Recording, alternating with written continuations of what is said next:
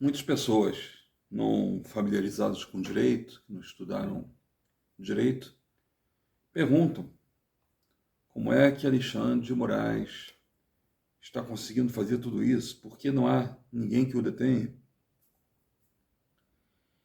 Essa pergunta não tem propriamente a ver com direito numa primeira abordagem. O direito é uma subestrutura, eu não concordo nem sequer com a ideia de que dentro do Estado Democrático de Direito ele seja criador. Estado Democrático de Direito, ou melhor, Estado de Direito, é o Estado que se submete ao seu próprio ordenamento jurídico. Então, considero até pleonástico falar Estado Democrático de Direito. Porque se é um Estado democrático, é um Estado que se rege pelo respeito aos direitos e garantias individuais, administrando a tensão entre o coletivo e o individual. Então, qualquer Estado de Direito tem que ser democrático. As normas, elas são paridas pelo povo, o poder é exercido pelo povo, em nome do povo, para o povo. Muito bem. Mas aonde que se situa esse poder? É claro que o direito, ele é uma norma dotada de capacidade de coerção, de sujeitar alguém ao comportamento nela prescrito. Porém, essa não é a única forma de poder. Essas formas de poder que existem, as outras formas de poder que existem, elas podem estar, sim, encapsuladas no direito. Porém, elas são essencialmente derivadas de relações, de uma estrutura de poder que vem sendo entranhada dentro do indivíduo ao longo da sua formação. Então, autores como Althusser fala que existem aparelhos repressivos e aparelhos ideológicos. O monopólio da força está com o Estado. Porém, existe, assim como Althusser fala de diversos aparelhos que estão dentro dessa estrutura, Foucault fala que as relações de poder estão disseminadas por todos os aspectos das relações sociais, das relações entre pessoas. Então, por exemplo, na escola, as crianças vão aprendendo o que é o respeito ao professor, o que é o respeito à família, o respeito ao guarda de trânsito.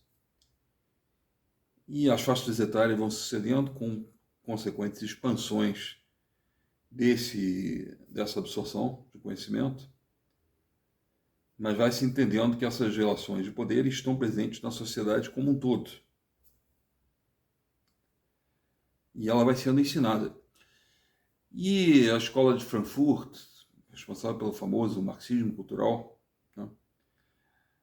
E dentro desse marxismo cultural, pese não estar na escola de Frankfurt, mas Foucault e Althusser e vários outros se encontram dentro do mesmo diapasão, que eles examinam já os costumes e a maneira como a mentalidade é formatada para torná-la apta a absorver a ideia de uma revolução, né? Então, nessa escola de Frankfurt, se foca justamente isso, a maneira como a mentalidade é formada e como ela está matizada por essas relações de poder. Então,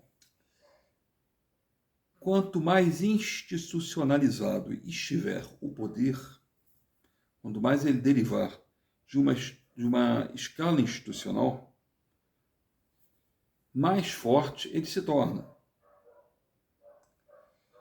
Porque a tendência, porque a psicologia, a psique do indivíduo, ela já está miscigenada com essa estrutura. Então, quando não há um reexame constante pela consciência dessa estrutura, Quanto menos consciência houver, mais submissão há. Então, por exemplo, o policial militar recebe a ordem do juiz, o juiz que recebe a ordem do desembargador, que é o juiz na segunda instância, na instância superior e assim por diante. Essas pessoas todas vão se acostumando, nós todos vamos nos acostumando a esse escalonamento de poder, e se não temos presente em nossas mentes que, antes de tudo, nós somos os destinatários dessa democracia, dessa estrutura de poder, isso se subverte. E o poder vai ganhando força em si mesmo, se divorciando tacitamente e depois explicitamente do seu escopo, daqueles a quem ele deve servir. Ele se torna um fim. E seus personagens se tornam os verdadeiros beneficiados pelo poder. Então pensamos uma coisa.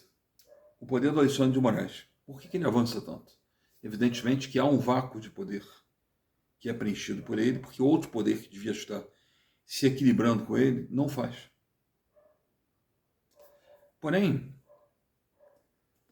atrás dele existe uma imensa gama de fatores, de vetores de força,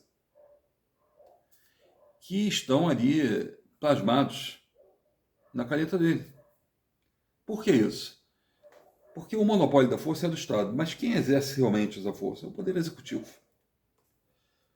O Poder Legislativo também parametriza o poder pelas leis, pelas regras. E cabe ao Poder Judiciário decretar, na situação concreta, como esse direito, como essas regras têm que ser aplicadas, e também o direito em tese, aquelas ações de controle de constitucionalidade que não tem propriamente uma parte contra a outra, mas tem que o Poder Judiciário emitir uma declaração sobre o que é constitucional e o que não é. Carl Smith entendia que o guardião da Constituição tem que ser alguém capaz de divisar os elementos axiológicos mais profundos na formação do homem daquela sociedade para imbuir-se dessa elevada missão. Ele não entende o controle de constitucionalidade como um controle exercido por um esquema, um mero esquema. Vamos esquecer aqui que Carl Smith aderiu ao Partido Nazista, tudo, porque as suas concepções elas vinham de muito antes. São concepções teológicas. O Estado ele é a emanação de uma estrutura teológica de poder, de uma verdade perene. Mas não vamos entrar nesses detalhes aqui. E quem quiser entender muito melhor isso, a ideia de por que os sistemas não podem dirimir a si mesmos, vejam o meu vídeo. Por que o STF não pode dizer tudo sobre a Constituição? Não obstante, vamos continuar aqui. Essa estrutura de poder na qual o Alexandre avança, ela fornece a ele uma força que não é dele, não é própria do judiciário. E aí é que está. Nessa estrutura encontram-se outros vetores de força, outros fatores de força, o poder econômico. Um poder político que se vale dele, porque dentro do jogo de forças políticas, o judiciário é instrumentalizado.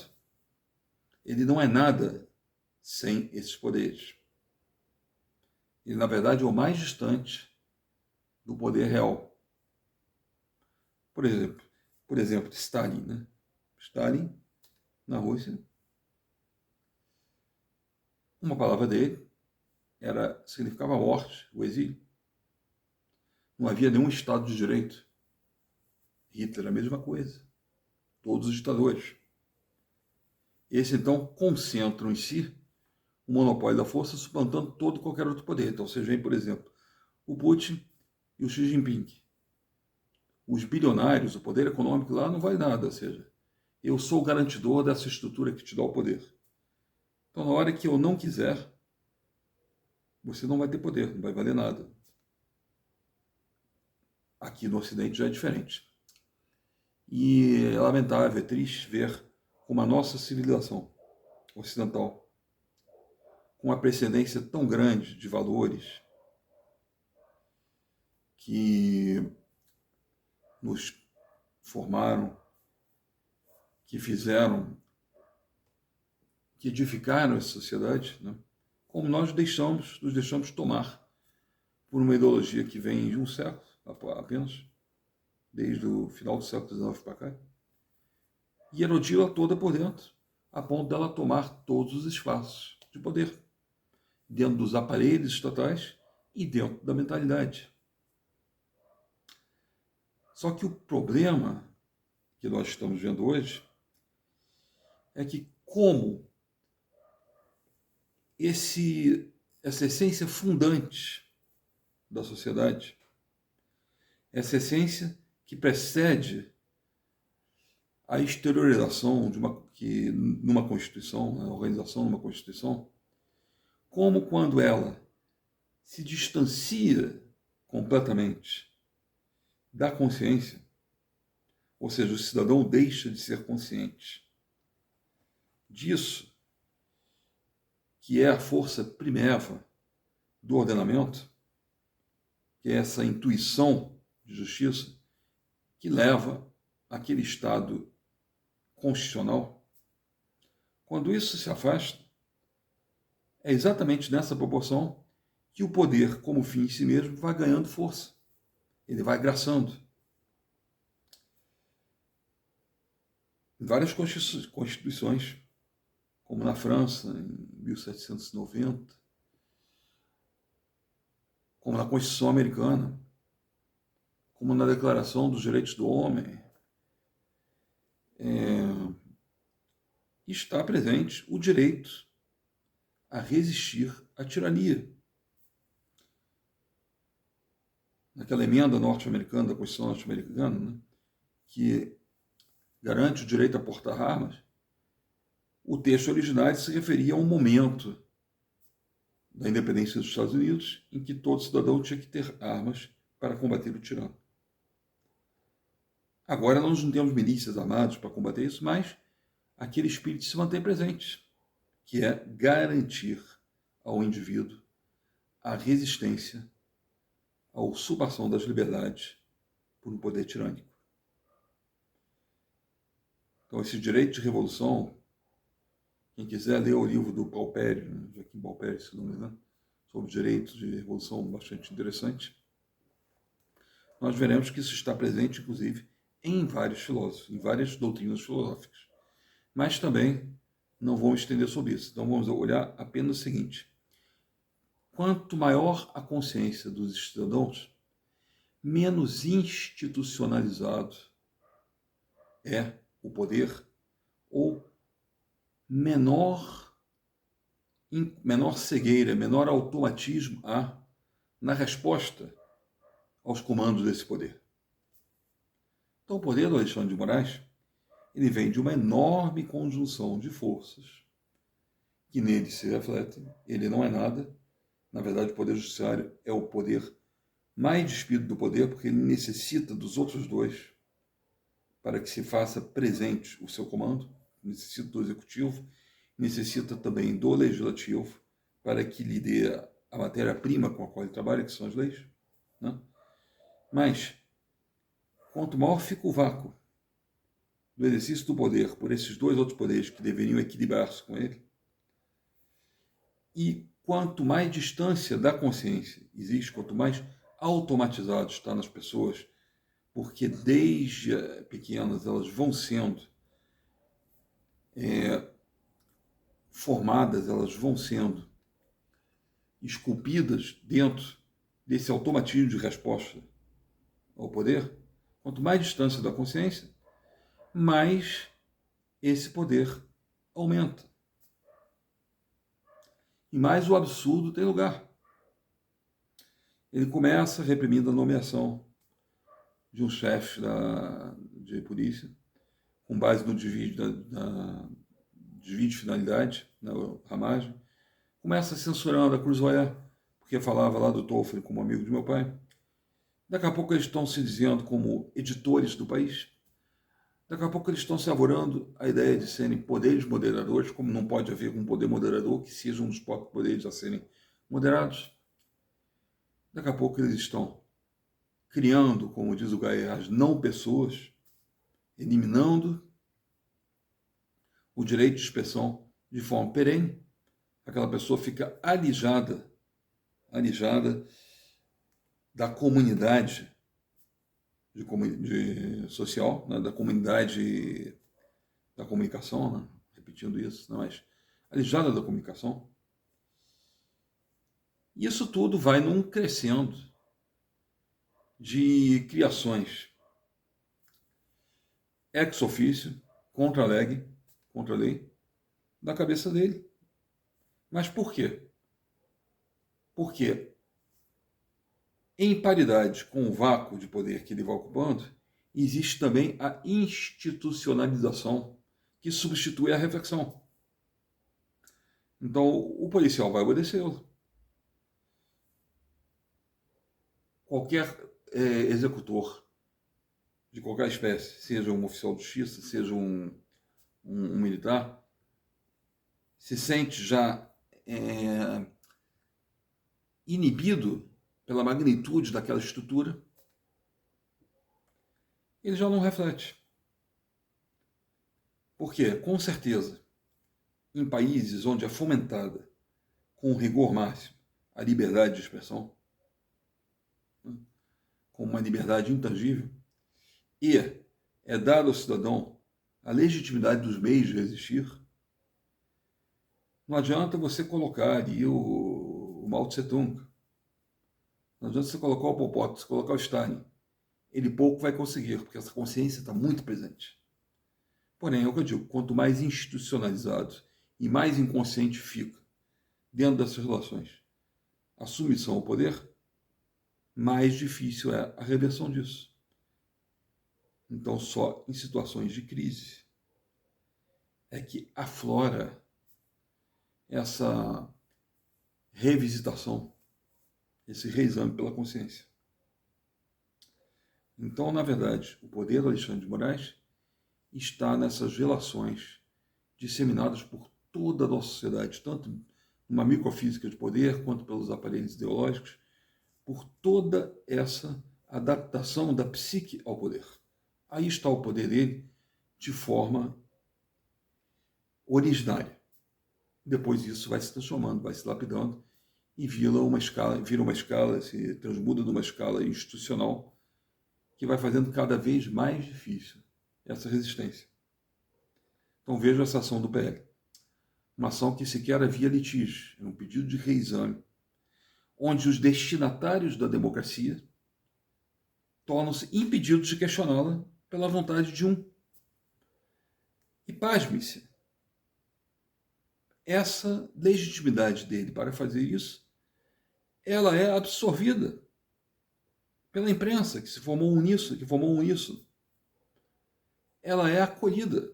Por quê? Justamente porque já existiu um distanciamento automatizado, condicionado da consciência para com aquilo que funda o poder.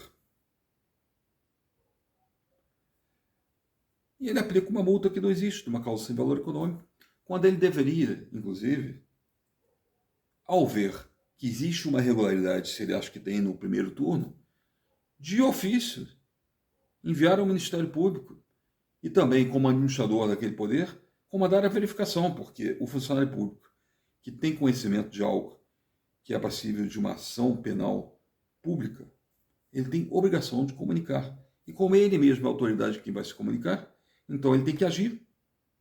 Ele tem que mandar também ao Ministério Público. Fraude nas eleições. E agora, o sistema eleitoral totemizado, dogmatizado, não pode ser questionado por aqueles que são os próprios beneficiários daquele sistema, que é para consubstanciar a democracia.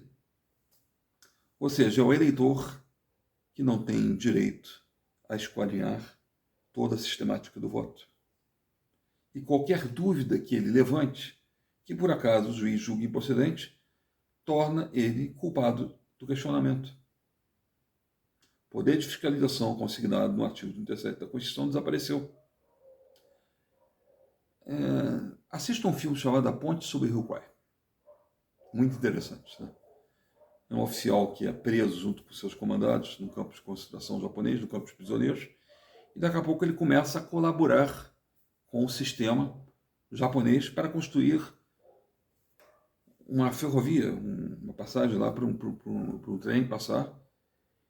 E ele se esquece que aquele trem vem para ajudar, para colaborar no esforço de guerra japonês contra o próprio exército dele. Ele está tão entranhado dentro da estrutura de poder que isso aí suplanta a concepção da finalidade. Ele perde-se do horizonte dele a noção da finalidade, de para que serve a hierarquia militar, para ela se tornar um fim em si mesmo. Então isso aí é bastante interessante, porque está diretamente em relação com o que nós estamos falando. Então, olha, é aqui que começa a mudança, uma reeducação crítica, que é lógico, ela está sendo imolada com a censura. A censura, como essa patética censura promovida pelo Benedito Gonçalves, querendo que não se questione o condão que tem o marxismo de se suprimir o cristianismo, que não se fale que o Lula era amigo de ditadores, amigo até o talo, né? Em 2008 falou que não tínhamos que ter preconceito contra ditadores. Se financiou ditaduras, porque a ideologia que ele mesmo abraça, ela converge com todas essas ditaduras. Não se pode falar isso. Então vem um sujeito sem nenhum lastro intelectual para averiguar todo esse conjunto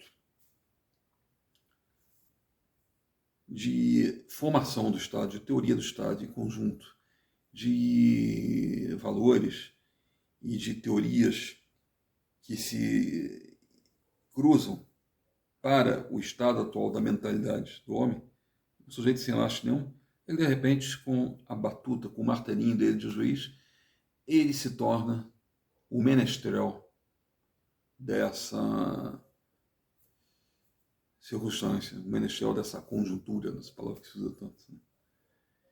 Então, é o pequeno homem de Estado, o pequeno funcionário público, que de uma hora para outra se torna avaliador, o grande contemplador, o grande contemplativo da estrutura política, da esfera política e de tudo aquilo que tem uma dimensão macrocósmica na vida dos cidadãos, sem ter a mínima capacidade para isso. É nisso que se transforma o Estado juiz, quando ele vai substituindo, quando ele vai derrogando o poder político. Ele vai se transformando no poder político. E um julgamento que se realiza em tom de farsa, ou seja, que o próprio poder que está sendo questionado é aquele que vai julgar, ele, de per si, ele torna inócua qualquer atuação jurisdicional. E começa a haver aí o devido processo político chocando-se com o indevido processo legal. Então vamos ficar aqui com essas reflexões para vocês entenderem a origem do poder e muitas outras reflexões têm que ser acrescidas a estas, muitas outras considerações, muito mais leitura. Fiz apenas um esboço levíssimo aqui. Esse tema é um tema que pode ser muito aprofundado. Muito obrigado.